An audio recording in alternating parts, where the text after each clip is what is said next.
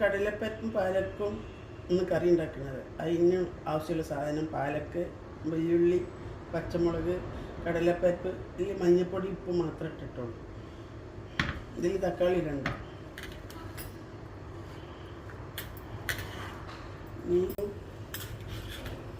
വെള്ളം പറഞ്ഞ് അത് വേറെ വേവിച്ച, ഇത് വേറെ വേവിച്ച് 4 വിസിലടിച്ചിട്ട് ഓഫാക്കുക.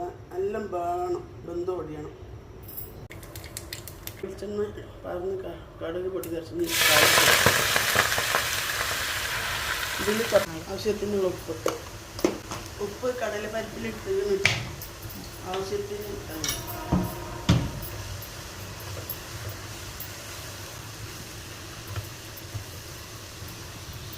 വെച്ചിട്ട് വേവിക്കുക.